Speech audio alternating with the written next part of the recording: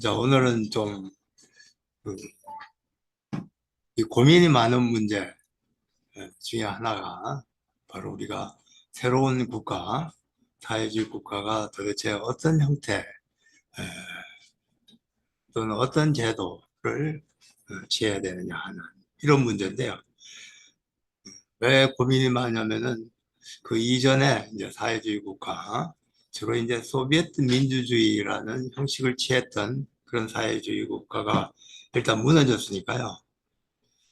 그래서 그 이후로 우리가 만약 앞으로 사회적으로 사회주의적인 그런 체제, 정치적으로 또 경제적으로 어떤 형태를 취하는가 하는 게 이제 고민스럽지 않을 수 없어요.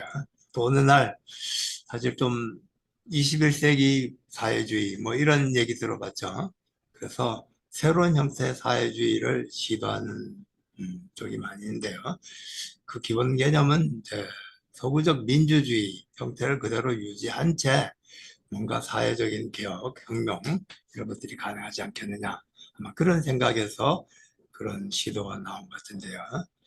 오늘 우리가 공부하게 될 인민민주주의도 사실 좀 그런 의식을 가지고 있어요. 그래서 21세기 사회주의의 선구적 형태였다. 뭐 이렇게 얘기할 수도 있을 것 같은데요. 사실 인민민주주의라고 하는 이 형태는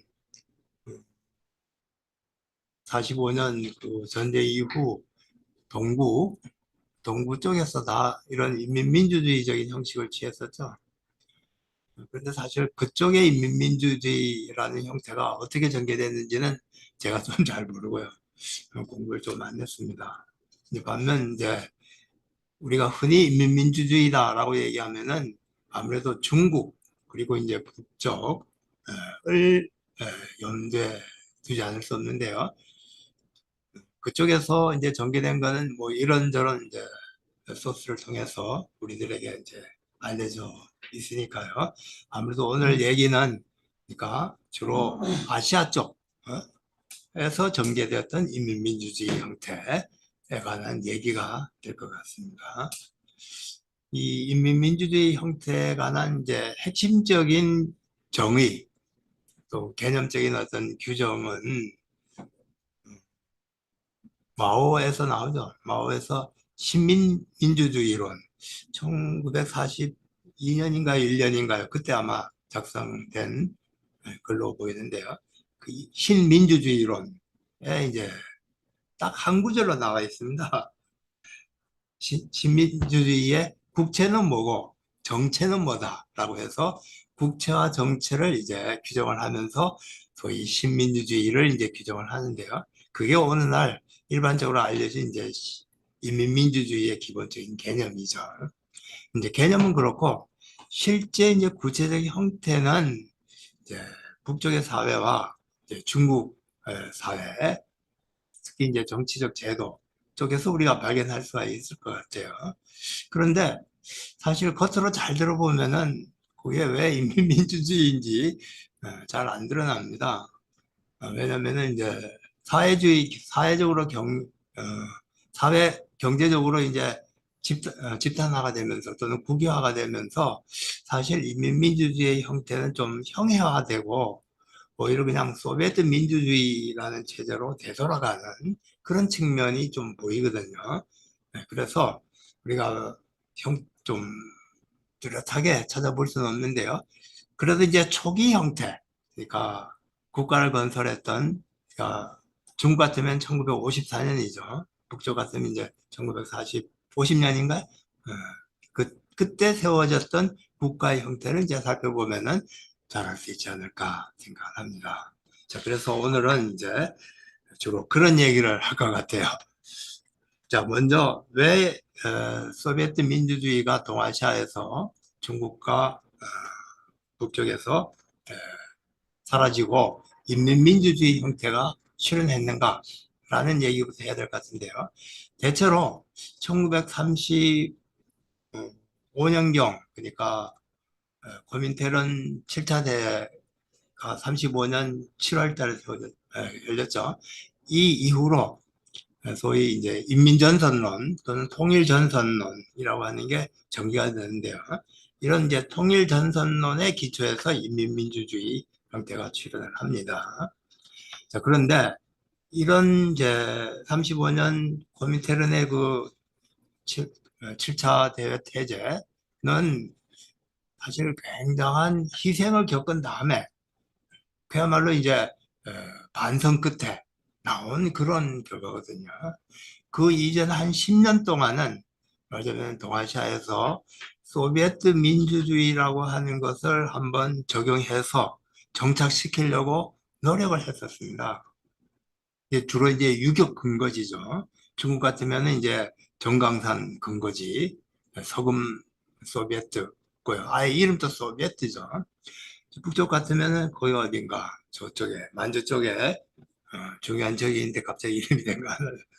거기에도 역시 소비에트가 세워졌던 것 같아요. 자, 거기에서 나름대로 어떤 고통스러운 체험이 있었습니다. 그 체험에 기초해서 이제 소비에트 민주주의가 물러나고 또 인민민주주의 형태가 출현하게 되거든요. 자, 그래서 그 고통스러운 경험을 먼저 우리가 상기해 볼 필요가 있을 것 같습니다. 여기서 우리가 미리 전제해야 될 것은 러시아 혁명에 있어서 개국 구조라든가 혁명의 과정하고 동아시아, 그러니까 식민지, 아직도 이제 반봉건적 또는 봉건적 사회에서 이제 혁명이 일어났던 이런 혁명과 좀 개념이 다르다, 또는 과정이 다르다는 것을 전제로 해야 됩니다. 그러니까 소비에트 민주주의가 이 동아시아에서는 큰 문제가 생겼고 고통스러웠다는 이 얘기가 러시아에서 소비에트 민주주의가 틀렸다, 뭐 이 얘기는 아니라는 얘기죠. 그쪽은 그쪽 나름대로 역사적 경험에 의해서 그 같은 전개를 했는데 그것을 그대로 답습해서 동아시아에 적용시키려고 했을 때 여러 가지 고통이 출현했다는 그런 얘기입니다. 자, 한번 읽어볼게요. 소비에트 민주주의는 사회주의 초기 노동자 농민의 정권을 안정적으로 산출했다. 사회주의 국가에서 계급 독재는 결코 힘으로 강제된 것이 아니었다. 소비에트 민주주의라는 형식이 이를 평화적으로 보장했다. 근데 소비에트 민주주의 형식은 제가 언젠가 여러분들한테 한번 얘기를 한 적이 있는 것 같은데요. 기억이 나는지 모르겠습니다. 우리가 마오의 개념을 빌리면 국채가 있고요. 정체가 있는데 국채는 하나의 그 사회 체제를 형성하는 계급 관계를 얘기합니다. 지배계급과 비지배계급, 억압되는 계급과 동맹하는 계급 사이의 이제 관계를 얘기하는데요. 또 정체는 이제 구체적 사회적 제도를 얘기하죠. 이제 마오가 쓴 그런 개념 부분인데 그 개념을 가지고 소비에트 민주주의를 우리가 규정하자면은 이 소비에트 민주주의의 국채는 노동자 농민과 뿌띠부르주아가 동맹을 맺는 체제이고요. 반면 이제 부르주아들은 억압되는 그런 체제이죠. 근데 이제 정체, 사회적 제도의 측면에서 보면은 이게 굉장히 중요한데요. 사람들이 이 소비에트 민주주의의 기본 형식을 잘 이해하지 못하는 것 같아요. 이 제도의 형식은 기본적으로 어, 일종의 꼬면 선거라는 방식을 취하고 있습니다. 그러니까 선거의 기본 단위가 꽃민으로 돼 있다는 거죠. 꽃민으로 하면 뭐 공장이라든지 학교라든지 병영이라든지 러시아식 표현하면 이게 소비에트 셈이죠. 그래서 각 소비에트 단위로 일종의 선거가 이루어져 있는데요. 이건 기본적으로 그 부르주아 민주주의의 형식과는 기본적으로 다르죠. 부르주아 민주주의는 기본적으로 지역 민주주의거든요. 지역을 단위로 해서 대의원을 뽑습니다. 그에 반해서 이제 소비에트 민주주의는 꽃면 내지 소비에트를 단위로 해서 뽑게 되는데요. 이 소비에트 단위로 대의원을 뽑게 되면은 대체로 노동자, 농민, 뿌띠부르자들은 각각 소비에트 단위로 묶입니다만은 부르주아나 이런 사람들은 소비에트에서 이제 배제가 되니까요. 결국 이제 소비에트 단위로 선거를 하게 되면은 이제 부르주아나 뭐 지배계급들은 과거 구지배계급들은 자연적으로 도태되어 마는 거죠. 자, 그런데 이제 뭐 이거는 우리가 전에 제가 설명을 했으니까 생략하도록 하고요. 더 상세한 설명은. 자, 그런데 이 소비에트 민주주의는 너무나 많은 계급을 배제했고, 그래서 생산에서 소비에서 제기되는 문제들, 특히 이제 그 1960년대에 이르게 되면은 사회주의 그 소련이나 비동과 같은 사회주의 그 사회, 소비에트 민주주의적인 이런 사회에서도 이제 지식인 노동자들이 출현하면서 그죠? 대규모 독점 자본이 이제 아니 대규모 이제 생산 체제가 세워지기 때문에 지식인 기술자들이 많이 등장하게 되는데요. 이런 지식인 기술자는 상당히 개인주의적이고 노동자입니다만은 상당히 좀 소비 지향적인 그런 경향을 가지고 있어요. 바로 이런 사람들이 나중에 그 소위 사회주의 진영을 무너뜨리는데 핵심적인 역할을 했던 사람들이죠. 그런데 이제 이런 사람들이 기본적으로 요구하고 있었던 문화적인 또는 이제 그 경제적인 그런 소비에서 제기되는 문제를 해결하지 못했던 것이 아닌가. 왜냐하면 이런 사람들의 말하자면은 그 정치적인 기반 자체가 소비에트 민주주의 자체에서는 배제되기 때문에 그렇습니다. 자, 이는 서구 민주주의가 노동자, 농민 계급을 대변하지 못하고 생산 과정에서 제기되는 문제를 해결하지 못한 것과 마찬가지다. 서로 거울에 비친 반대상이었다. 성공은 항상 실패의 어머니다. 세상은 변했는데 과거의 성공의 길을 따라가면은 길을 잃게 마련이다. 소비에트 민주주의는 사회주의 초기에 성공적이었기 때문에 무차별하게 모방했고 어, 결과적으로 60년대 이후 사회주의 사회의 문제점으로 등장을 하죠. 뿐만 아니라 이제 그것이 동아시아에 적용되면 어떤 결과가 나타나는지 한번 보도록 하죠. 잘 들어본 적이 계시는지 모르겠습니다만은 반민생단 투쟁이라고 하는 게 있습니다. 들어봤나요?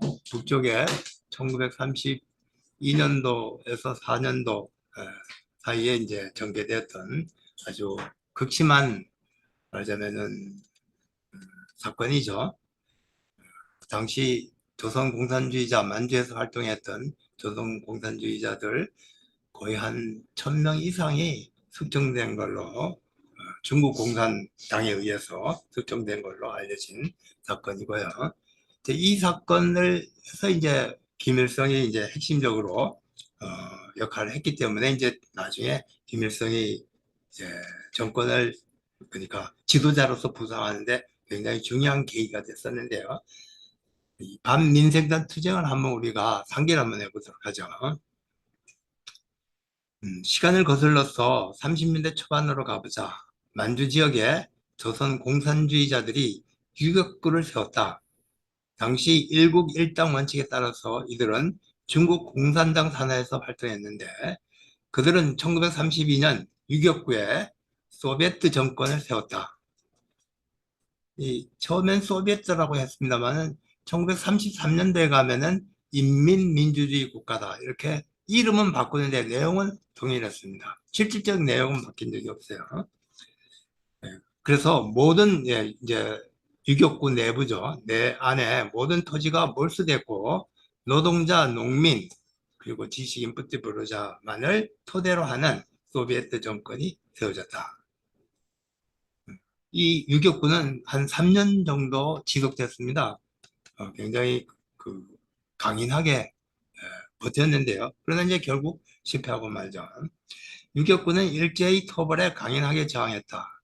일제는 날로 강력하게 유격구를 포위해 들어왔는데 1차, 2차, 3차에 걸쳐서 공격을 했는데 마지막 3차에서 이제 무너지게 되죠. 이렇게 되자 유격구 내부에서 분열이 일어났다.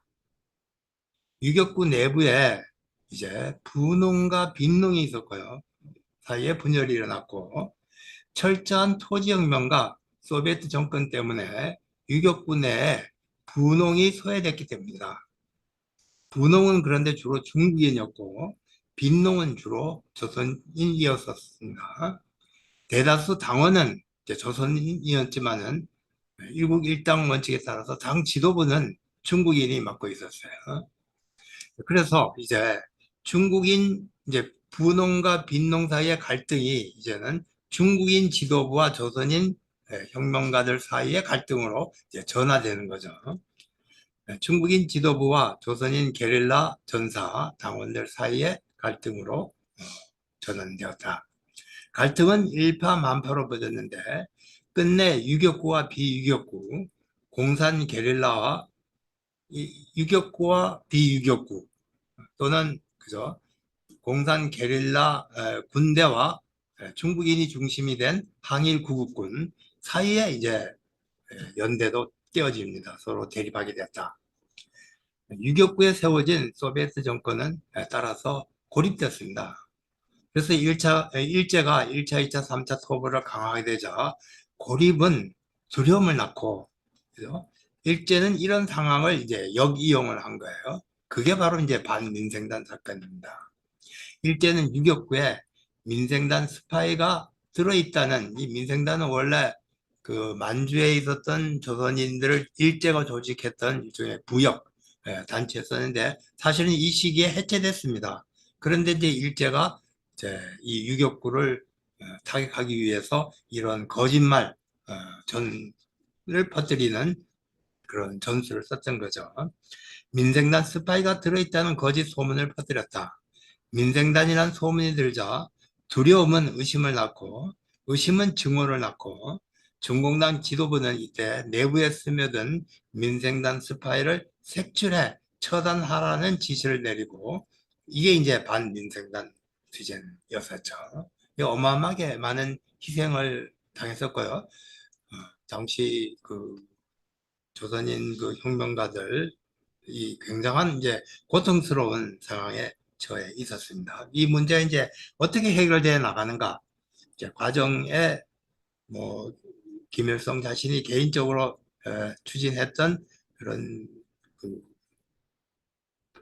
뭐랄까 반민생한 투쟁에 대한 반투쟁도 있었는데 우리 전체적으로 우리가 그런 건 제쳐놓고요. 전체적으로 우리가 본다면은 이렇게 볼 수 있을 것 같아요. 반민생단 투쟁은 가혹했습니다. 이 투쟁은 조선인 유격대 전사 당원의 상당수를 살해했어요. 살해했다. 유격대는 결국 이제 유격 근거지를 포기하고요. 북만주로 후퇴했습니다. 그리고 유격부는 저 상간오지로 도피할 수밖에 없었는데요. 실제로 이제 유격부 자체를 폐지해버렸던 거죠. 처참한 반민생단 투쟁의 원인은 일제의 간교한 술책이었고 또 중공당 지도부의 오판이 여기에 개입됐습니다마는 무엇보다도 기본적으로는 소비에트 정권 고립과 이 고립이 나온 두려움 때문이 아니었나 생각합니다. 그래서 마침내 35년 7월 국제공산당 코민테른 7차 대회에서 이게 얼마나 중요한 사건이었다 하는 것을 우리가 잘 알 수 있죠. 이 7차 대사이라고 하는 것은 지금 북쪽이나 동아시아 지역을 주로 얘기해서 그런데 사실 저 유럽 쪽도 당시 만만치 않은 고통 속에 있었습니다. 히틀러는 이제 파시즘이 등장하고 있었는데도 불구하고 이제 당시 공산당은 사회민주당과 이제 투쟁하는 그런 전술을 취하고 있었고요. 결과적으로 이제 둘 다 몰락하게 되는 그런 기회가 됐었는데요. 이런 어떤 비참한 어떤 경험을 다 이제 거쳐가면서 마침내 나온 게 이 코민테른 7차 대회죠. 이 코민테른 7차 대회에서 그 소위 그 태제가 나왔는데요. 이 태제를 당시 많은 조선인 공산주의자나 다른 뭐 외국의 공산주의자들이 그 의미를 이해하지 못했습니다. 말만 이해했고요. 왜냐하면 왜 이런 태제가 나왔는가라고 하는 것을 역사적으로 또는 실전적으로 경험을 안 했기 때문에 그런데요. 하여튼 엄청 이제 중요한 사건인데 새로운 방침을 정했다. 그게 이제 서구에서는 인민전선, 전략이고요. 이쪽 동아시아에는 통일전선 전략이죠. 파쇼에 저항하기 위해서 모든 반파쇼 세력이 단결해야 된다는 주장이다. 그러니까 사회민주당과 공산당의 결합을 말하자면은 주장을 한 거예요. 이것은 식민지 해방 운동에서는 반제국주의를 위한 민족통일전선 운동이 됐다. 아다시피 이제 1924년에 국공합작이 일어나면서 이 1차 통일전선이 이루어졌었죠. 그러나 이게 1927년 소위 상해 쿠데타에 의해서 실패로 돌아간 다음에 27년부터 35년까지는 이제 소위 독자 노선, 고립 노선 또는 이제 밑으로부터의 통일전선이라는 그런 이제 이론으로 나갔었는데요. 그 결과 이제 어, 이 한국 같은 경우는 조선인 같은 경우에는 신민회 이런 것들이 해체되고 뭐 등등 이런 일들이 그리고 이제 조선공산당은 이제 불법화되고 불법화가 아니라 해체되고 그렇게 됐죠. 근데 이제 이 사건들이 이제 완전히 뒤바뀌는 게 35년 7월 이 고민테른 대전쟁이죠. 식민지 해방운동에서는 반제국주의 위한 민족통일전선 운동이 됐다.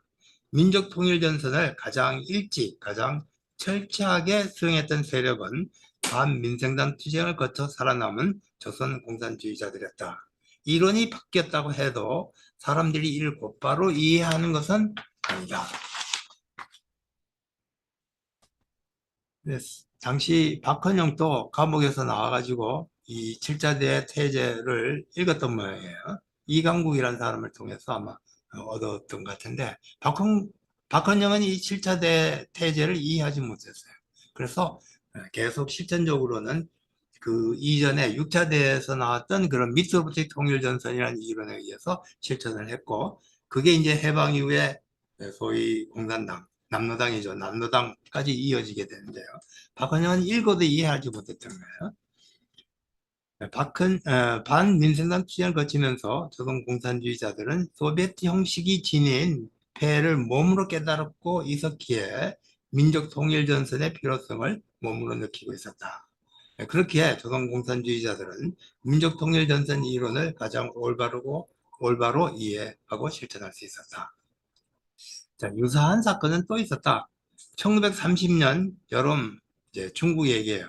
장치 소비에트 지역에 이건 이제 서금 마오가 있었던 건 이제 서금 소비에트고요. 그다음에 이제 장치 소비에트는 장국도 이런 사람들이 아마 있었던 지역으로 알려져 있는데 국민당의 특무 조직인 AB단이 침투했다는 소식이 퍼지기 시작했다. 소비에트 정권은 붉은 깃발 속에 스며든 첩자들 숙청해야 된다며 색출에 나섰다. 공포 분위기가 소비에트 하늘을 뒤덮었다. 여기 인용문은 저기 이 글을 쓴 누군가 김명호 씨인가요? 사람이 이제 중국 교수죠. 현재 중국에 있는 교수인데 한국 사람이죠. 조선 사람이죠. 그래서 제가 가지고 온 거예요. 공포 분위기가 소비에트 하늘을 뒤덮었다. 서로 죽고 죽이고 수습이 불가능했다. 지주와 분홍 1000여 명은 물론이고 소비에트 공작 인원의 4분의 1이 AB단으로 몰려 처참하게 목숨을 잃었다. 원인도 모르고 죽은 사람이 대부분이었다. 이 역시 그 근본을 찾아가 보면은 계급적으로 협소한 집안 위에서 생겨난 소비에트 내부의 어떤 두려움이 원인이 아니었나. 민생단 사건이나 AB단 사건과 같은 극단적 형태는 아니더라도 계급적으로 협소한 기반은 유교 근거지가 아니라 근거지입니다. 근거지의 집안 자체를 허물었으니 이런 경우는 정강산에 서금 근거지를 기초로 한 중화 소비에트를 건설한 마오 역시 겪었다. 중국 공산당의 마오쩌둥은 도시폭동에 실패하고 정강산에 들어가서 유격 활동을 전개했는데 마오쩌둥의 노력으로 간신히 자리 잡은 서금 근거지가 장기에서 군대에 무려 한 5차에 걸친 포위전 앞에서 마침내 붕괴하고 말죠. 붕괴의 원인에 대한 문제인데 물론 이제 군사적으로도 찾아볼 수 있습니다. 당시 마오는 이제 지도권을 상실했고요. 소위 이제 급진주의자 뭔가 급진주의자들이 이제 그 권력을 장악하고 있었는데 그 사람들이 소위 지구전 또는 이제 게릴라전을 이제 포기하고요. 정면 대결전을 펼쳤죠. 그래서 이게 군사적으로 실패한 측면이 있는데요. 그것보다도 무엇보다도 더 근본적인 것은 중화 소비에트가 어, 소비에트라는 형식을 취해 있어서 이제 분홍을 또는 이제 민족 자본가를 배제한 채 노동자 농민에 기초한 아주 협소한 계급적 집안 위에서 세워졌기 때문이 아니냐 이렇게 볼 수 있다는 거죠. 물론 이건 아까도 얘기했던 것처럼 이 중국과 조선과 같은 이제 동아시아 식민지 반복문전 사회이기 때문에 이제 이런 얘기가 나오는 건데요. 중화 소비에트 역시 노농동맹이라는 소비에트 전략에 기초한 것이기 때문이다. 결과적으로 중화 소비에트는 역시 무너졌으며 마오쩌둥 유격 때는 34년 10월 만리장전을 떠났다. 마오쩌둥은 35년 본무를 알고 있는데 제가 정확히 개월 쓴 모르겠네. 화북 연안 지방에 도착해서 마침 다시금 국민당과 좌우 합작을 시도했자. 마오쩌둥이 그 서금에 도착해서 다시 우리가 국민당과 합작하겠다라고 하니까 당시 마오쩌둥 밑에 있었던 공산주의자들이 펄쩍 뛰었던 거예요. 도저히 우리가 그렇게 쫓겨나서 여기까지 왔는데 다시 어떻게 합작하자는 그런 말이냐. 그래서 이제 마오쩌둥이 이들을 설득하기 위해서 심지어 철학적인 저서를 쓰기도 했죠. 실천론, 모순론하고 하는 이런 책들이 다 이 시기에 나왔던 겁니다. 그리고 이제 이론적으로 전개한 게 35년 12월에 일제에 반대하는 투쟁에 관한 일종의 논문을 씁니다. 그 2절에서 마침내 통일전선을 이제 발표하는데요. 이때 이 통일전선은 물론 이제 마오가 미리 생각하고 있었습니다만은 공식화시킬 수는 없었어요. 왜냐면은 국제적으로 인정을 당시 코민테른이 인정하지 않았기 때문에. 그런데 마침내 35년 7월 코민테른이 민족통일전선을 이제 발표하니까 그것에 기초해서 마오가 35년 9월에 12월이네. 내가 잘못 적었네. 35년 12월에 그 자신의 통일전선을 발표하고 그의 통일전선의 구체적 내용은 아래와 같다. 그 아래 뭡니까? 또 표 속에 들어가 있는 것은 마오가 쓴 일제 반대하는 투쟁에 관해 앞부분은 과거 자기들 역사, 투쟁의 역사를 소들하고요. 이제 뒷부분에 2절에 가서 민족통일전선을 전개하는데요. 그 2절의 내용을 제가 필요한 부분만 간략하게 좀 정리를 한 겁니다. 핵심적인 내용은 어, 이제 간단히 말해서 35년부터 소위 중일 전쟁이 벌어지게 되는데요. 일제가 뭐죠? 저기 상해인가요? 상해를 침략함으로써 중일 전쟁이 벌어지게 되는데요. 이 중일 전쟁을 계기로 해서 중국 내부의 소위 계급적인 이제 관계가 근본적으로 변화했다. 이것을 이제 주장하려고 하는 거죠. 변화한 세 가지 내용을 제시하고 있는데요. 첫째 내용은 뭐냐면은 이제 제국주의들 사이에도 과거에는 서로 갈등하고 있었어요. 그래서 그 갈등하는 틈 사이에서 말하자면은 이 근거지, 유격 근거지 이런 것들이 살아남을 수가 있었는데요. 이제는 이제 제국주의자들의 사이 가운데 일본이 이제 특히 지배적으로 되고 나머지 이제 제국주의가 이제 물러나게 되면서요. 한편으로는 유격 근거지가 존재할 수 있는 기반이 사라지고요. 또 한편으로는 거꾸로 보면은 이제 일제에 반대해서 다른 제국주의자들과도 연합할 수 있는, 그들을 이용할 수 있는 하나의 계기가 마련됐다. 이게 이제 첫 번째 마오의 주장이에요. 이 마오가 상당히 통이 큰 것 같아요. 그래서 심지어는 제국주의자들도 우리가 이용할 수 있다는 거고요. 또 한 가지는 두 번째로는 민족 부르주아의 성격 자체가 바뀌었다는 겁니다. 원래 민족 부르주아는 좀 이게 요동치고 있었다는 거죠. 한편으로는 제국주의자에 의해서 자기의 자본이 잠식당하니까 제국주의의 거부 반응도 있는데 또 한편으로는 식민지 하에서 산업을 전개하다 보니까 또 제국주의에 종속하는 그런 측면이 있고요. 그래서 이 민족 자본가는 한편으로는 종속 타협적이고 한편으로는 투쟁적이고 이거는 이제 시기마다 달라진다는 거죠.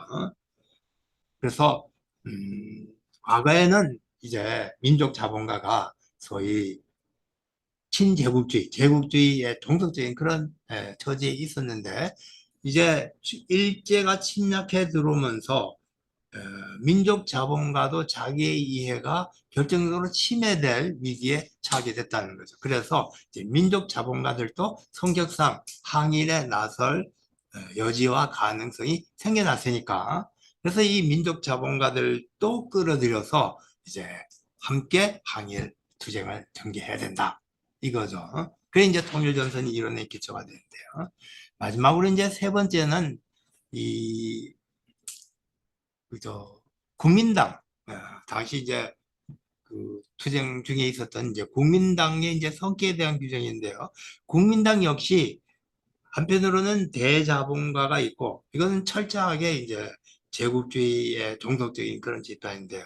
또 한편으로는 민족자본가적인 그런 성격이 있어서 과거에는 어, 이 민족자본가들이 이제 친제국주의였기 때문에 국민당이 이제 전체 친제국주의적인 이런 입장에 처해 있었지만은 이제 일제가 침략해 들어오면서 민족 자본가들의 성격이 변화되면서 이 신제국주의적이었던 국민당의 정권 성격 자체도 바뀔 수 있지 않느냐라고 이제 주장을 해요. 그래서 이제 세 가지 주장을 하면서 새로운 조건 하에서 그러니까 일본이 쳐들어온 중일전쟁이라는 새로운 조건 하에서 민족 통일정선을 전개할 필요가 있다라는 그런 이제 이론적 주장을 전개해 나가죠. 자, 그런데 이제 그 이론적 주장을 상세하게 제가 설명하는 것으로 생각하도록 하고요. 세 가지 중요한 내용이니까 그 얘기만 여러분들이 기억하시면 될 것 같아요. 자세한 내용은 여러분들이 한번 같이 읽어보고 또 실제 이 마오에 갓선 이 글을 한번 읽어보시는 것도 좋지 않을까 생각합니다. 다음에 이제 우리한테 중요한 거는 신민주주의니까요. 그래서 이제 얘기를 생각하도록 하겠습니다. 자, 그리고 이제 이 35년 12월 달에 이렇게 통일전선언을 전개하면서요, 뭐, 여러분이 아다시피 그, 새로운 이제 통일전선 합작을 이뤄내죠. 그런데 이 1차 합작과 2차 합작을 비교해 보면은 이제 그 방식이 달랐다는 것을 알 수가 있어요. 1924년에 이제 국공합작이 일어나죠. 이때 당시 손중산이 있을 때 일어난 건데요. 이때는 기본적으로 공산당이 지하에서는 남아 있었습니다만은 표면적으로는 해체했습니다. 그래서 전부 다 말하자면은 국민당에 공산당원들이 가입했죠. 개별적으로 가입했습니다. 네, 비밀스러운 지하 조직만 남겨놓고요. 형식적으로는 해체시켜 버렸기. 그러니까 완전히 말하자면 국민당의 일종의 종속적인 역할을 했는데요. 대체로 보면 이제 그래도 이제 완전히 이제 무시된 건 아니고요. 무슨 부가 있으면 부장은 국민당이 맡고 부부장은 이제 공산당원이 맡고 이런 식으로 조직이 됐던 것 같아요. 그래서 종속적인 위치에 있었다는 것은 이제 사실이고요. 그 결과 이제 이 1927년에 장개석에 의해서 상해 쿠데타가 일어날 때 완전히 이제 몰살되어 버리죠. 개별적으로 있었기 때문에 국민당의 그 쿠데타에 대해서 저항할 수 없었습니다. 그래서 많은 사람들이 희생이 됐고요. 이제 남은 사람들은 이제 결국 이제 쫓겨나서 정강산으로 들어갔던 거죠. 그런데 이제 그런 경험을 이제 반영을 해서 2차 합작에서는 핵심적인 뭐냐면은 자기의 독립성을 유지한 채 합작을 이루어내는 거예요. 그래서 말하자면 이제 두 가지 방식인데요. 국민당의 그 정부가 있습니다. 국민정부인데요. 당시 그 공산당은 이제 그게 저 연안 지역에 독자적인 정부를 가지고 있었죠. 근데 이 독자적인 정부의 정부라는 깃발은 내리고요. 말하자면 국민당의 뭐 이쪽 지역 정부라는 형태로 이제 국민당 산하로 들어가게 된 거죠. 그러면서도 홍군과 당은 그리고 그 지역에 대한 독립적인 이제 권력, 자치는 보장을 받았습니다. 그래서 일종의 독립된 상황 하에서 독자적으로 존재하면서 이제 항일을 위해서 국민당과 결합을 한 셈이죠. 명분은 이제 국민당 산하에 들어간다고 돼 있습니다만 실질적으로는 독립적인 그런 조직으로 남아 있었던 거죠. 그래서 1차 합작과 2차 합작이 다른데요. 합작의 방식도 여러 가지가 있으니까요. 우리가 나중에 이런 것도 좀 고려를 해봐야 되지 않겠나 생각합니다. 어쨌든 이와 같은 이제 통일 전선론은 이제 말하자면은 에, 당의 지침, 활동 전략, 전술을 이제 규정한 거예요. 이제 이것에 기초해서 통일 전선을 형성했을 때 이 통일 전선 은 어떤 형태를 취해야 될 것인가라고 하는 것을 이제 구체적으로 고민해서 제시했던 게 이제 마오의 신민주주의 이론입니다. 이거는 이제 41년도에 가서 쓴 글인데요. 이게 아주 유명한 글이죠. 근데 내용은 오히려 평범하고요. 핵심적인 내용은 아까 얘기했던 아주 간단한 한 구절 정도에 지나지 않아요. 한번 읽어보도록 하겠습니다. 마오의 신민주주의 이론. 마오는 단순히 통일전선에 머무르지 않고 이를 제도적으로 확정해야 한다고 생각했다.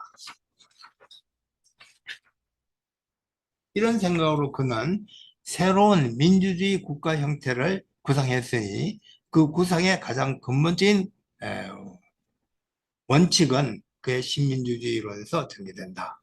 그리고 이제 실제 구체적 형태는 이제 54년 그 새로운 헌법, 사회주의 헌법이 세워질 때 그때 이제 반영이 되는데요. 자, 신민주주의론.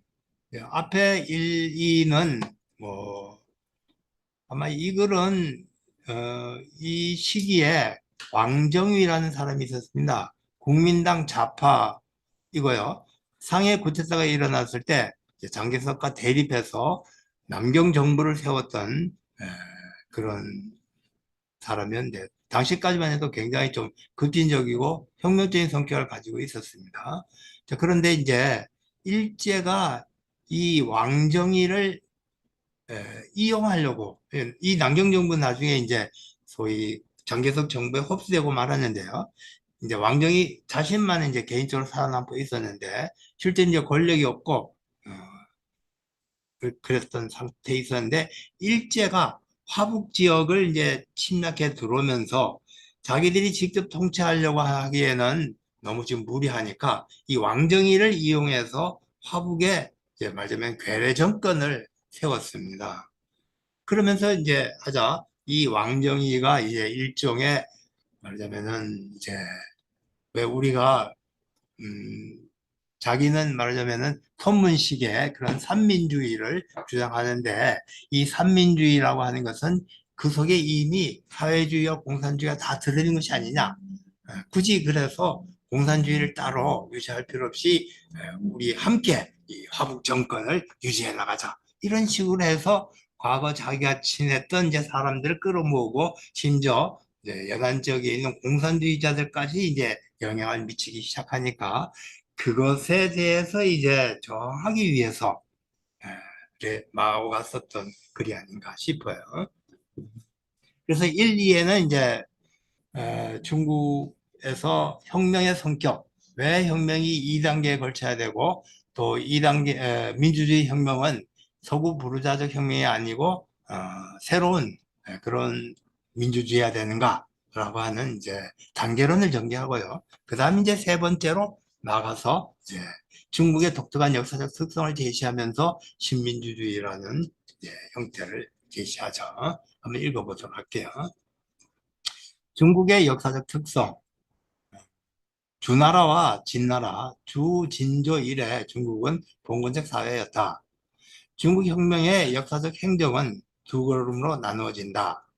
그 첫걸음은 민주주의 혁명이고 그 다음은 사회주의 혁명인데 이 민주주의는 낡은 민주주의가 아니라 신민주주의다. 이거는 아마 레닌의 두 개의 민주주의론을 그대로 끌어들여서 정견한 내용이니까요. 자, 근데 그래서 이제 중국 혁명은 세계 혁명의 일부다라고 이제 주장을 펼쳐나가는데요. 이제 중일 전쟁을 통해서 이제 계급 관계가 바뀌었다는 얘기로 이제 나갑니다. 신의 혁명은 중국의 1911년인가요? 10년인가요? 11년에 발생했던 신의 혁명은 낡은 부르주아 민주주의 혁명이었고 그조차 아직 완성되지 못했다.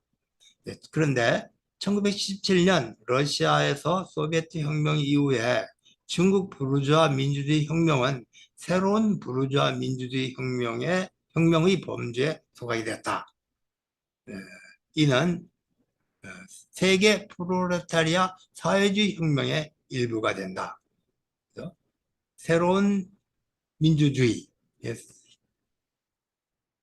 노동자, 농민이 주도하는 그런 민주주의를 얘기하는 것 같아요. 그리고 이 노동자, 농민의 민주주의는 다른 한편 세계 사회 프롤레타리아 사회주의 혁명의 한 일부다.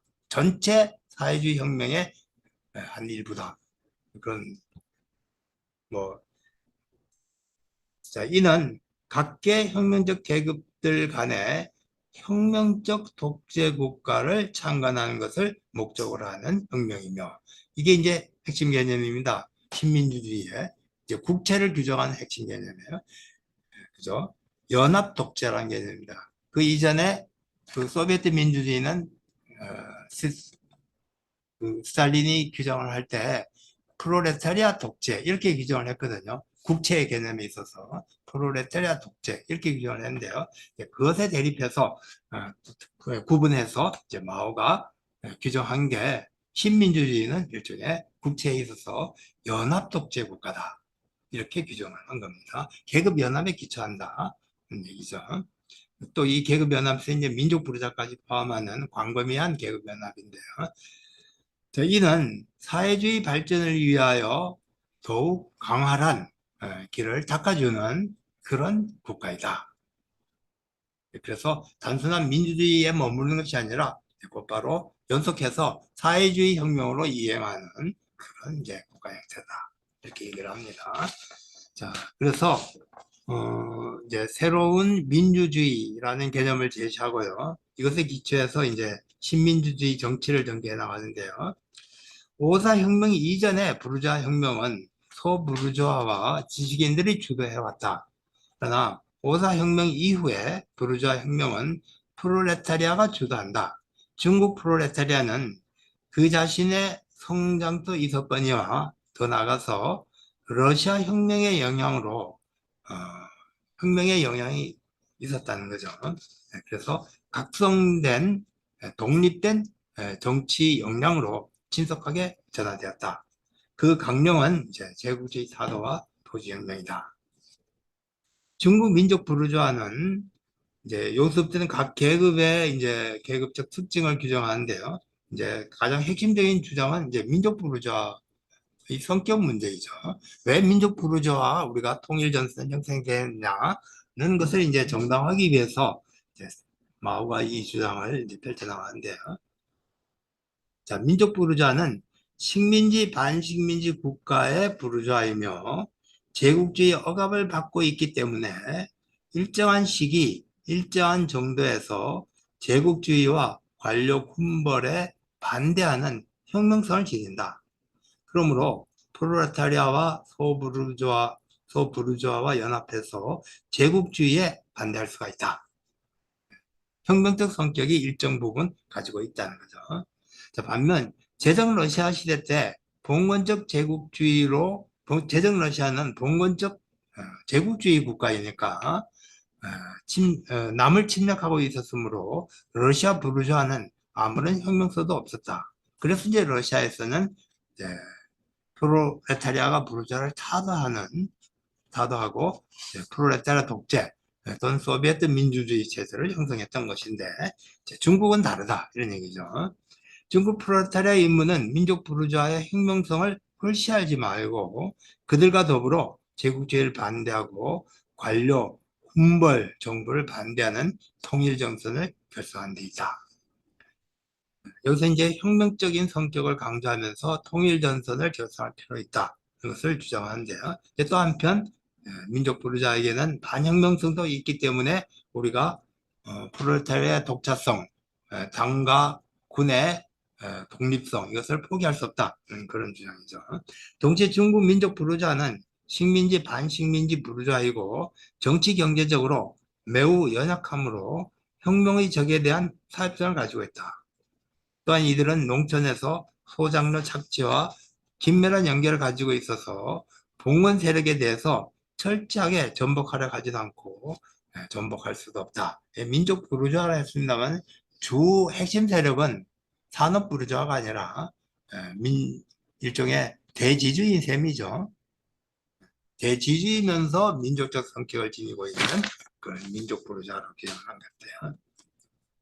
자, 이런 양면성은 역사상 구미 부르주아, 서구 부르주아에게서도 있었는데 서구 부르주아는 큰 적이 앞에 닥치면은 노동자 농민과 연합해서 적을 반대하고 노동자 농민이 각성하면은 적과 연합하여 노동자 농민을 반대했다. 아마 이거는 1848 2월 혁명에서 그 프랑스 부르주아들이 노동자들을 어떻게 탄압했는가, 함께 혁명을 일으켰던 노동자들을 곧 이어서 어떻게 탄압했는가 하는 그런 역사적 경험을 아마 염두에 두고 이렇게 얘기하지 않았나 싶은데요. 자, 그래서 이제 중국 부르주아, 민족 부르주아와 이제 서구 부르주아의 성격이 다르다는 그런 얘기죠. 중국 프롤레타리아, 농민, 지식인, 기타 소부르자는 국가의 운명을 결정하는 기본 세력이다. 혹은 이미 각성했고 혹은 각성하면서 이런 계급은 필연적으로 중국 민주공화국의 국가 구성 및 정권 구성의 기본적 부분으로 될 것이며 프롤레타리아는 그 영도적 역량이 될 거다. 이제 여기서 이제 지금까지 계급적 관계를 규정을 했죠. 새로운 사회에서 프롤레타리아는 영도적 위치, 그리고 농민, 지식인, 소부르주아는 일종의 동맹하는 기본 세력이고요. 그리고 이제 민족 부르주아는 통일 전선을 형성할 수 있는 그런 세력으로 규정을 했습니다. 지금 창건하려는 중화민주공화국은 바로 이제 방금 얘기했던 이 계급 관계가 일종의 연합 독재인데요. 연합 독재의 민주공화국이고 그것이 곧 신민주주의 공화국이다. 이건 다시 말하자면 신삼민주의 공화국이다. 이 신민주주의 공화국을 신삼민주의 공화국이다라고 규정한 것은 이제 삼민주의를 이용해서 지금 공산주의자를 회유하려는 왕정이 북경 괴뢰 정권을 이제 반대하면서 쓴 글이기 때문에 이거를 이제 이렇게 규정을 한 겁니다. 자, 이 공화국은 구미 부르주아 민주주의 공화국도 아니고 소련의 사회주의 공화국도 아니다. 모든 식민지 반식민지 국가들의 혁명이 일정한 역사적 시기에 취할 국가적 형태는 신민주주의 공화국이다. 이제 여기서 이제 식민지 반식민지 국가는 이제 기본적으로 이런 신민주주의 또는 인민민주주의 형태로 나가야 된다 이런 얘기죠. 그러니까 식민지 반식민지 국가가 아닌 사회에서의 까지 인민민주주의를 적용시킨다, 신민주주의를 적용시킨다, 그런 얘기가 아니다는 것을 여기에 알 수가 있죠. 그 다음에 이제 마침내 이제 최종 결론이 나오는데요. 신민주주의 국가는 국채에 있어서는 다름 아닌 항일 통일 전선의 형태이고, 이건 국채입니다. 국채와 정체를 이제 나누는 게 이제 마오의 독특한 이제 정치적 개념인데요. 혁명적 계급이 연합하는 것이고 통일 전선적인 것이다. 근데 정체에 있어서는 그러면서 이제 뒤에 이제 사회적 제도적으로 이제 설명을 한대요. 각급 성, 현, 구, 향. 특징이 성, 현, 구, 향은 전부 다 지역을 얘기하는 겁니다. 꽃민이 아니라고 하는데 중요한 거예요.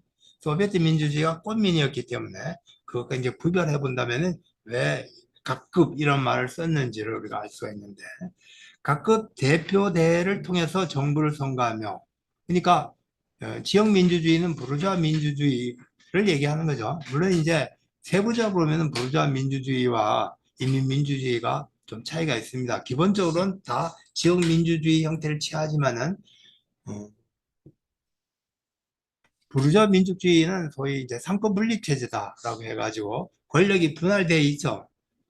그리고 반면 어, 이 인민민주주의는 루서적인 계급 독재, 부르주아 독재, 의회 독재 체제를 형성하고 있죠. 그래서 계급 연합이 아니라 권력 분립이 아니라 권력 통합이라는 형태를 취하고 있습니다. 그래서 의회 밑에 무슨 위원회가 그게 행정위원회고, 또 무슨 위원회가 있으면 그게 사법을 담당하고, 또 무슨 위원회가 있으면 군대를 담당하고, 이런 식으로 되어 있는데요. 우리가 이것을 루서적 권력 통합적인 또는 이제 의회 독재 체제라고 이렇게 얘기하는데요.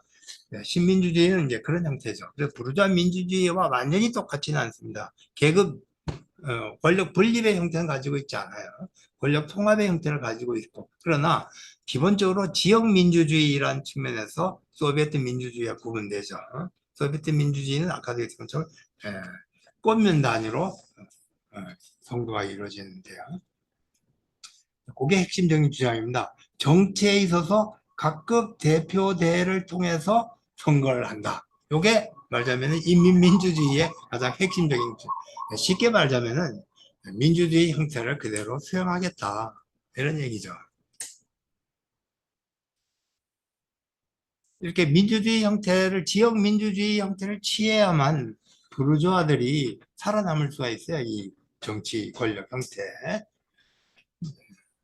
자, 그래서 성별, 신앙, 재산, 지식, 정도의 차별이 없는 진정한 일반적이며 평등한 선거제를 실시해야 된다.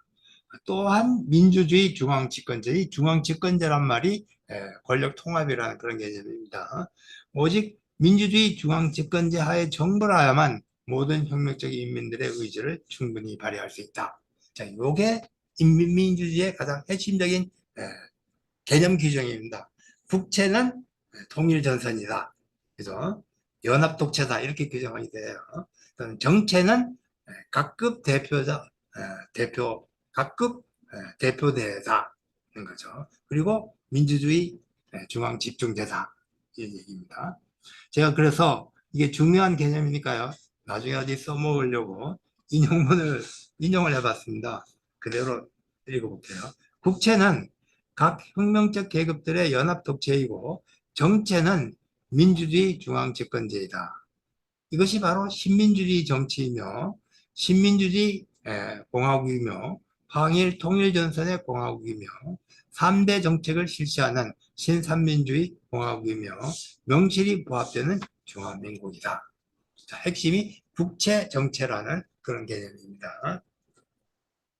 자, 여기서 우리가 근데 의문을 하나 품을 수가 있어요. 뭐냐면은, 이 정치 체제라고 하는 것은 뭐냐면 결국 독재 체제 아니에요.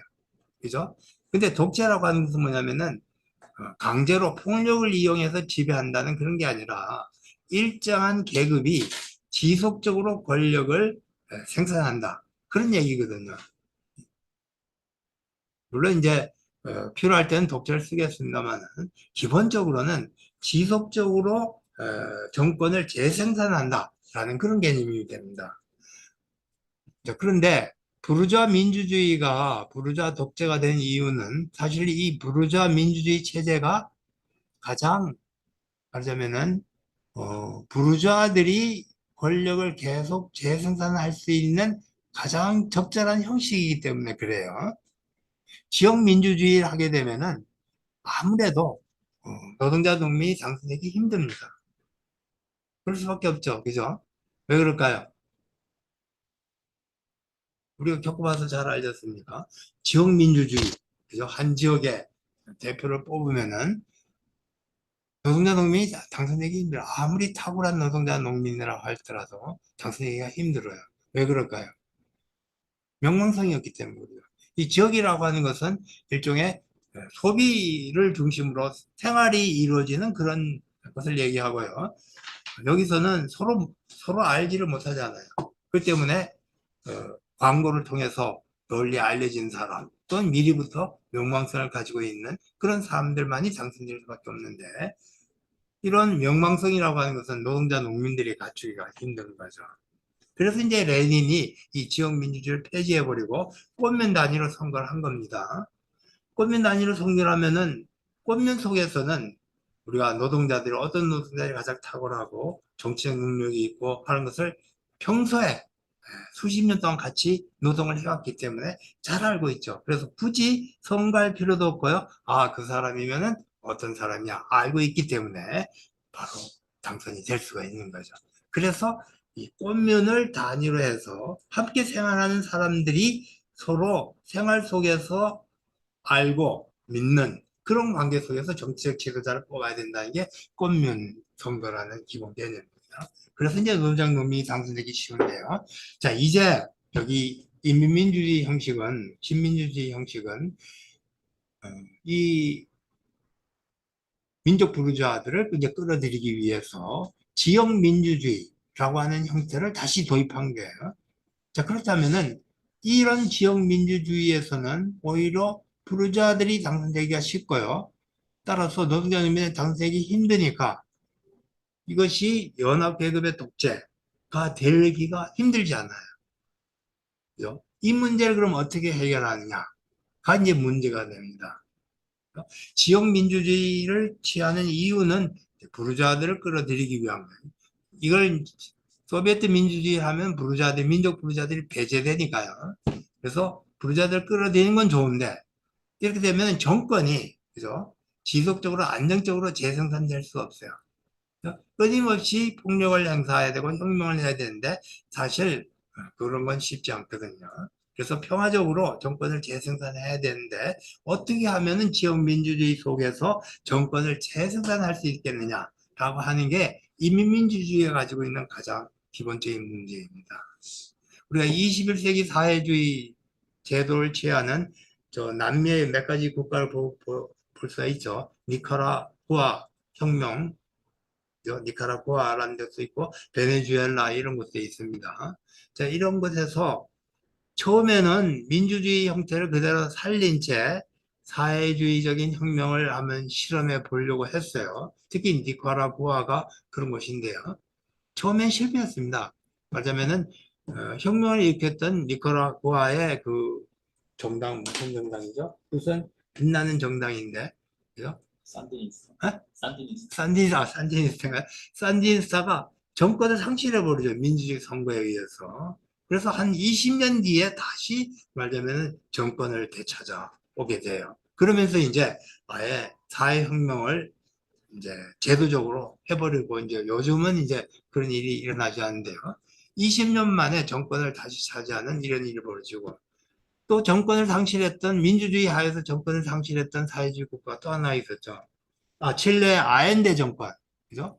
마찬가지로 이 민주주의 선거에서는 그런 정권을 재창출하기가 힘든데, 그럼 어떻게 정권을 안정적으로 재창출을 할 수 있어서 소위 연합 독재라고 하는 것을 할 수가 있겠느냐? 이게 이제 문제가 돼요. 이 문제는 이제 나중에 이제 구체적인 제도로 나갈 때 이제 설명하도록 하고요. 일단 여기서 이제 신민주주의 또는 민주주의의 개념 규정이 이제 규정이 된 거죠. 신민주주의 경제, 오늘 우리가 정치적 문제에 주로 집중하니까요. 이 경제 문제는 생략하도록 하죠. 뭐 기본적으로는 혼합 경제입니다. 대기업 또는 인민 생활에 중대한 영향을 미치는 그런 기업은 국유화하고요. 사회주의화하고 반면 이제 소규모 개인적인 그런 사업은 그대로 살려두는 그래서 사경영과 국가 경영, 국영과 사용을 이제 혼합시키려는 일종의 혼합 경제적인 그런 제도였다는 것을 우리가 알 수가 있을 것 같아요. 자, 개념 규정은 대체로 그렇게 됐습니다. 이제 그러면 실제로는 그러면 어떻게 전개됐는가? 그리고 이제 오늘날에는 어떻게 됐는가? 한번 더 살펴보도록 하죠.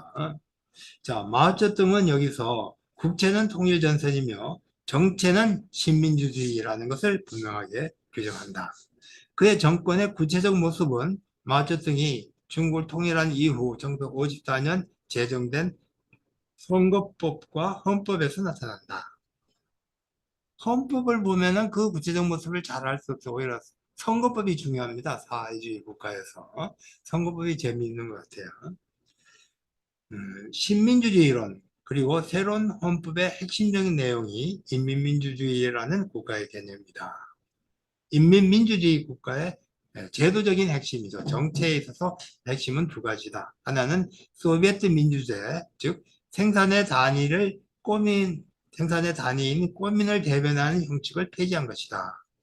다시 지역을 대변하는 소금 민주주의 형식으로 되돌아갔다. 소비에트 민주주의는 공산당만을 인정하고요. 그렇다고 해서 구소련에서 공산당원만 출마했던 건 아니에요. 그죠? 사회단체에서도 출마할 수가 있었습니다. 공산당만 인정한다. 다만 각종 사회단체의 선거 참여는 인정된다. 반면 민주주의에서는 공산당 이외의 정당의 존재를 인정하고 부르자를 대변하는 정당도 수용한다. 그래서 일종의 다당제라는 형식을 취하고 있죠. 민주주의 형태, 인민민주주의 형태의 핵심이 지역선거이고, 따라서 이제 부르주아 민주주의처럼 다당제라는 형식을 취하고 있어요. 자, 이런 변화로 계급 독재, 즉 사회주의 정권이 안정적으로 권력을 장악하는 가능성이 줄어들게 된다. 마오쩌둥은 이 문제를 해결하기 위해서 일종의 이제 정치 협상이라고 하는 것을 정리해요. 그래서 사실 인민민주주의의 가장 핵심은 정치 협상입니다. 우리식으로 얘기하자면 이제 선거연합 뭐 이런 거죠. 중국의 정치 명칭은 중국 인민정치협상회의죠. 이 제도하다. 정치협상이라고 하는 것은 이해하기 어려울 것 없다. 우리나라에서 자주 등장했던 정당연대, 선거연합 뭐 이런 것들을 생각하면 될 것 같다. 서로 협상을 통해서 공동으로 선거 후보를 내세운다면 다수의 지지를 얻을 수 있지 않느냐. 이런 거죠. 간단한 거죠. 그죠? 그런데 더 재밌는 거는 선거법에 보면은 북쪽도 그렇고 중국도, 중국은 지금 현재는 어떤지 모르겠어요. 옛날에는 그랬는데요. 소위 투표가 긍정 투표가 아니라 반대 투표입니다. 우리는 최고 투표자만 당선이 되잖아요. 그죠? 그러면 나머지는 다 떨어지는 거죠. 근데 저쪽의 선거는 반대 투표입니다. 그 중에 제일 나쁜 놈만 골라내고 나머지는 다 당선시키는 거예요. 그죠? 이렇게 되면은 거의 이제 선거연합을 통해서 내놓은 후보들이 거의 100% 당선이 되는 거죠. 그래서 저쪽 선거가 100% 당선이 되는 거예요. 우리도 좀 그런 식으로 선거제도를 좀 바꾸면 어떡해. 나쁜 놈은 제가.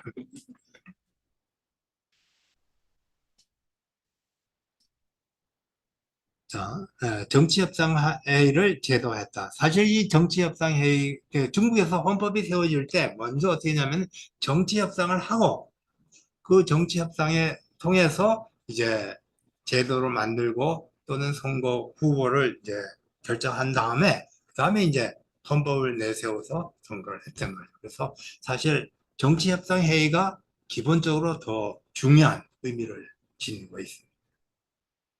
정치협상회의에서 다른 것보다 핵심적인 게 뭐냐면은 이 대의원 분배예요. 아주 엄밀하게 옛날에 이 사람들이 계산했, 우리의 당원은 몇 명이고, 너쪽 당원은 몇 명이고, 또는 우리의 지지자는 총 몇 명이고, 너쪽 지지자는 몇 명이고, 아주 인원수대로 아주 기계적으로 딱 계산을 해서, 너쪽은 몇 명, 이쪽은 몇 명, 이런 식으로 분배를 했단 말이에요. 그래서 일정한 정도 부르주아 민주주의자들, 또는 뿌띠 부르주아들의 지지를 끌어낼 수가 있었던 거죠. 자, 오늘에도 중국에서는 양회라고 해서 인민대표자 대회를 개최하면 동시에 이제 정치 협상회의도 개최를 하죠. 그래서 양회입니다, 양회. 서로 협상을 통해서 공동 투쟁을 위한 방침도 미리 이제 결정을 하는 거죠. 자, 인민민주주의 정부는 이렇게 지역 대표와 정치 협상이라는 두 바퀴가 함께 돌아간다. 지역 대표와 정치 협상 이 두 가지는 두 마리 토끼를 동시에 잡는 마법이다. 만일 전자만 있다면은 소금 민주주의고 후자만 있다면 소비에트 국가가 된다. 예, 정치 협상은 기본적으로 소비에트적인 성격을 지니고 있어요. 그죠? 계급적 연합이니까요. 그죠? 소비에트적인 성격을 지니고 있고, 반면 이제 지역민주주의는 기본적으로 소국 민주주의 성격을 지니고 있고요. 네, 부르주아 민주주의와 사회 민주주의, 지역 민주주의와 소비에트 민주주의가 균형을 이루는 것이 인민민주주의였다. 부르주아 민주주의를 수용함으로써 부르주아와 지역 그리고 개인의 소비 욕구를 대변할 수 있었고, 정치 협상을 전제함으로써 인민의 독재, 생산 문제를 해결하는 것이 가능했다. 그래서 두 마리 토끼를 동시에 잡는 이제 인민민주주의는 이 두 가지로 이루어져 있다는 거죠. 그게 이제 중국식으로 말하자면 양해입니다. 북쪽에는 정치 협상에 의해 해당된 게 뭔가요? 그게 조국평화 통일회의입니다. 조평통이라고 하는 거죠. 그죠? 자, 그런데 처음에는 이게 굉장히 중요한 역할을 했어요. 정권을 산출할 때는. 같이 혁명을 하고 같이 정권을 이제 만들어냈을까요? 그런데 이제 이 사회주의 사회에서 이제 처음에는 이 국유기업과 이제 농촌의 그 농촌의 이제 개인 소유 토지, 그리고 도시의 이제 사적 기업, 이런 것들이 이제 함께 존재하는 혼합경제였는데요. 일정 기간이 지나면 대체로 5년 안에 기본적으로 이제 사회주의로 전환하게 되죠. 그래서 농업은 기본적으로 집단화하고요. 또 도시의 이제 사기업도 전부 다 해체하고 대기업으로 전환을 시키죠. 그래서 모든 국민들이 이제는 꽃면 산화로 들어가게 됩니다. 그죠? 학생은 학교로, 그죠? 각각 노동자들은 각각의 기업으로, 지역에 돌아다니는 사람은 걔밖에 없는 거죠. 우리는 한국에는 보면은 각 지역에 보면 끊임없이 돌아다니는 여자들, 가정주부들 이렇게 돌아다니는데, 이쪽에는 돌아다니는 지역에 돌아다니는 사람이 없습니다. 이렇게 되면은 실질적으로는 인민민주주의가 일종의 소비에트 민주주의로 다시 되돌아가게 되죠. 그런데 이제 그래서 소위 이제 정치협상회의에서 협상에 참여했던 정당은 이제 뿌리가 없는, 맞으면은 존재로, 그러니까 일종의 이 장식물이랄까, 장식물로 전락한 그런 단체로 전락하게 되는 거죠.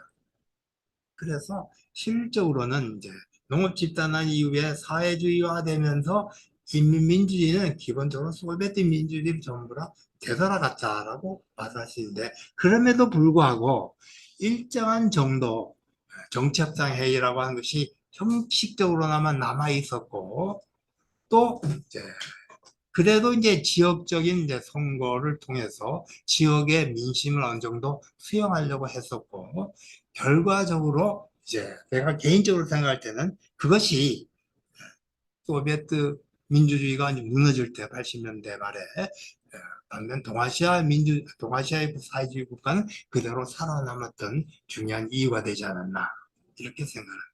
그러니까 이런 인민민주주의라는 형식이 인민의 욕구를 소비에트 민주주의보다 조금 더 잘 대변할 수 있었다는 그런 성격이 있었다는 거죠. 물론 이제 그것만이 동아시아 사회주의가 살아남은 유일한 이유라고 볼 수는 없는데, 어쨌든 한 중요한 이유가 되지 않았나, 이렇게 생각합니다. 마저 이제 정리를 하면서 읽어볼게요. 자, 현실적으로 사회주의 국가에서는 지역 대표란 점차 의미를 상실하게 된다. 사회주의가 건설되고 집단화가 일어나면서 뿌띠부르주아 세력은 급성하게 축소되기 때문이다. 지역의 시장이 사라지니 더는 지역이 의미를 지니지 않게 됐다. 모든 사람은 일정한 꼬민석에 속하고 꼬민을 통해 자기를 대변했다. 공산당을 제외한 다른 정당은 실제 대변한 세력이 없는 예우 정당으로 전락했다. 정치 협상에서 정책과 후보를 모두 결정하니 인민대표자회의에서 정치 협상에서 결정된 것을 추인하는 요지체 행위로 전락했다. 위축된 상황에서도 적어도 형식은 남았다. 인민민주주의는 소비에트 민주주의보다는 다양성을 가질 수 있었다. 중국에서 개혁 개방이 안정적으로 가능한 것도 이 제도 덕분이 아니었나 생각한다. 소련에서 고르바초프의 개혁 개방이 실패로 당한 것을 비교해 보면은 그 차이를 이해할 것이다. 앞으로 중국처럼 사회주의가 개방되고 부르주아 개인이 발전하게 되면은 다시 지역과 시민이 살아날 것이고, 그러면 인민주의가 새로운 활력을 얻게 될 것이 아닌가, 그렇게 볼 수도 있다는 거죠. 그래서 이제 결론적으로 이제 21세기 사회주의인데요. 새로운 이제 사회주의 국가 형태를 우리가 어떻게 세워야 되느냐. 오늘 이제 21세기 사회주의자들은 이런 민주주의 형태를 보존한 채 사회혁명의 가능성을 이제 모색해 나가는데요. 니카라구아나 특히 이제 대표적인 게 베네수엘라 같은 그런 형태인데, 현재는 여러 가지 시험 중인 것 같아요. 그래서 과연 어떤 결과가 나타날는지 좀 더 이제 두고 봐야 될 것 같은데, 우리도 이제 이런 국가 형태나 뭐 국채나 정체 이런 것들은 상당히 역사적인 거니까요. 과거의 기초 경험을 해서 경험에 기초해서 우리에게 적합한 것을 좀 찾아내는 과정이 필요하지 않을까, 그렇게 생각합니다. 오늘 얘기는 이제 제 얘기는 이 정도로 하고요. 여러분 질문 게 있으면은